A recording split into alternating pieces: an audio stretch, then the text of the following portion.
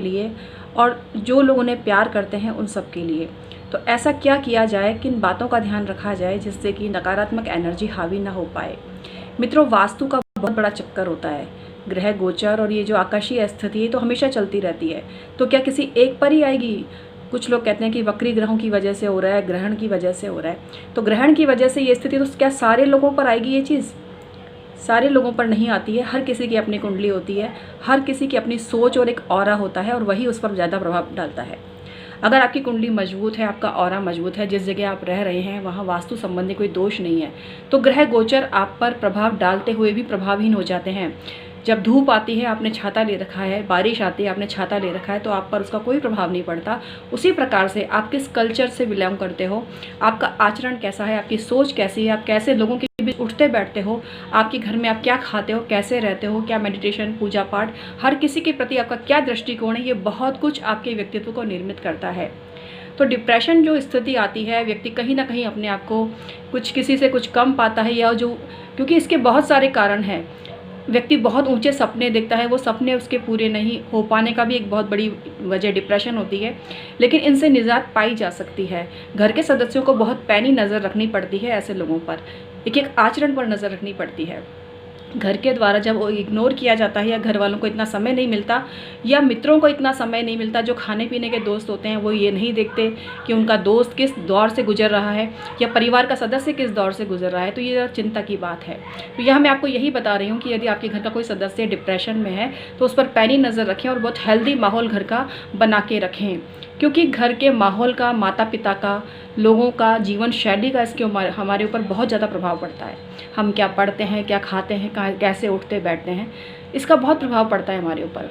कुछ लोग जो भगवान को नकारते हैं, कुछ लोग जो भगवान में विश्वास नहीं करते, जो कुछ लोग जो नैतिकता में विश्वास नहीं करते, कुछ लोग जो धार्मिक नहीं होते, कहा गया है कि वो जल्दी डिप्रेशन में आते हैं। जो लोग परमात्मा में आस्था रखते हैं, जो लोग रीति रिवाजों को मानते हैं, जो लोग फेस्टिव को एंजॉय करते हैं, ऐसे लोगों पर डिप्रेशन का प्रभाव कम पड़ता है। इसके अलावा वातावरण भी बहुत जिम्मेदार है।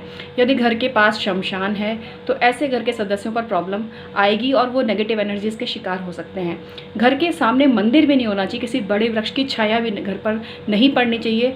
जिस घर पर बड़े वृक्ष की छाया विद्यमान होती है उस घर पर भी नेगेटिव एनर्जीज का वास होता है। कुछ लोग ये दलील देते हैं कि पीपल का वृक्ष तो ऑक्सीजन देता है, ये देता है, लेकिन शास्त्रों में ऐसे ही नहीं कहा गया है। अब तो समझ जाओ इस बात को, जब आप नमस्ते की तरफ वापस आ गए हो, जब आप वापस पुरानी जीवन शैली को अपना रहे हो और पुरानी चीज़ों ने साबित कर दिया कि वो कितनी सटीक थी, तो पुराने लोग कोई भी बात गलत कैसे कह सकते हैं। चप्पल घर के बाहर खोलना कब से हमारे बुजुर्ग हमें सिखाते आए। तो ये जो संस्कार हैं, जब इनको धज्जियाँ उड़ाई जाती हैं, वास्तु का कुछ लोग ध्यान नहीं रखते, वहाँ पर नेगेटिव एनर्जीज का वास ज़्यादा होता है और वहाँ के लोग डिप्रेशन के शिकार ज़्यादा होते हैं। घर के जो पेरेंट होते हैं उनकी लाइफ स्टाइल खुद की बेकार होती जा रही, पार्टियाँ, शराब, नाचना गाना, बस इसी को ज़िंदगी लोग समझते हैं।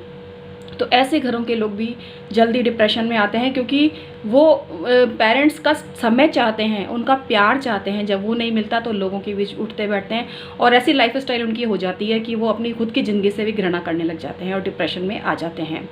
तो यहाँ पर मैं आपको यही कहना चाहूँगी कि सात्विकता, धार्मिकता बहुत ज़्यादा ज़रूरी है।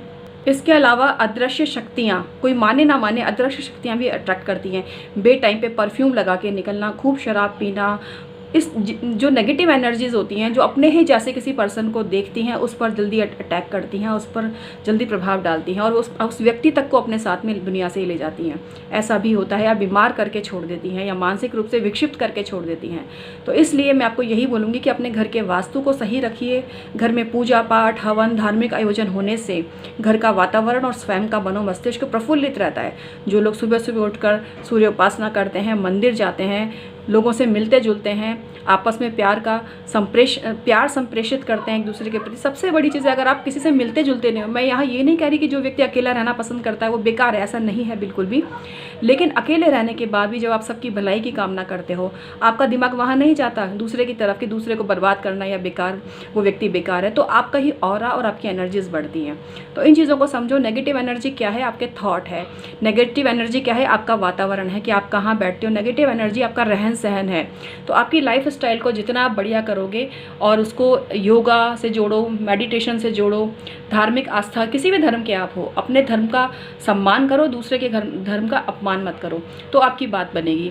तो इन सब चीज़ों का बहुत ज़्यादा ध्यान रखो। इसके अलावा घर में पवित्र मंत्रों का जाप आपको करना चाहिए और हर लग्न के हिसाब से कुछ खास कलर होते हैं वो उनके आसपास ज़रूर होने चाहिए। कुछ कलर जैसे ब्लैक कलर हैं, बहुत रिस्की कलर है। ब्लैक कलर जिसको सूट नहीं करता उसको मृत्यु तक दे सकता है। ग्रीन कलर जिसको सूट नहीं करता मृत्यु तुल्य कष्ट दे सकता है। इसके अलावा रेड कलर जिसको सूट नहीं करेगा उसको एक्सीडेंटल डेथ तक दे सकता है, उसको बर्न कर सकता है। तो ये बहुत सारी नेगेटिव कलर्स होते हैं जो वैसे पॉजिटिव हैं पर किसी पर्टिकुलर पर्सन के लिए नेगेटिव हो सकते हैं। खाना पीना, कुछ दालें हैं जैसे कि काली दाल है, काली दाल जिसके लिए शनि मृत्यु देने वाला है, अगर वो शनिवार को काली दाल बना के खाएगा या काली दाल लेकर आएगा तो उसको मृत्यु तुल्य कष्ट भुगतने पड़ेंगे, वो डिप्रेशन में भी जा सकता है। तो डिप्रेशन की बहुत सारी वजह ये भी है। इसके अलावा जो व्यक्ति अपने आप आत्मघाती कदम उठाते हैं या अपने आप को हीन समझते हैं, कहीं ना कहीं उनका केतु भी जिम्मेदार है। चंद्रमा का केतु के साथ होना या केतु के द्वारा उसको पीड़ित होना भी, इस तरह के जो नेगेटिव थॉट्स आना, मन में आत्मघाती स्थितियाँ पैदा करना, ये सब केतु की वजह से भी आती हैं। चंद्रमा नीच का हो, चंद्रमा राहु के साथ हो, चंद्रमा शनि के साथ हो, शनि से दृष्ट हो तो भी नकारात्मकता व्यक्ति के अंदर आती है। लग्न को शनि देखता हो, लग्न में शनि बैठा हो और अकारक हो तो ऐसे मनुष्य भी डिप्रेशन में चले जाते हैं, बहुत डीपली चल जाते हैं डिप्रेशन में। इक्वल टू पागल आप उनको मान सकते हो। इस तरह की विक्षिप्त स्थिति हमने देखी है। कई बार व्यक्ति पूरी तरह से डिप्रेशन वाला दिखता नहीं है लेकिन वो डिस्टर्ब होता है, उसकी हरकतें डिस्टर्ब होती हैं। जैसे कि एक लेडी का उदाहरण देती हूँ, उसको साफ़ सफाई की इतनी ज़्यादा बीमारी है कि कोई भी टॉयलेट जाके आए तो उसको लगता है टॉयलेट गंदा हो गया, उसको 10 बाल्टी डाल के धोती है। कोई घर में आए, चप्पल खोल के आया तो चप्पल लेके क्यों अंदर आ गया, इस चीज़ को लेके घंटों घंटों झगड़े करती है। इस जगह हमने देखी, बहुत कई जगह देखी ऐसी स्थितियाँ।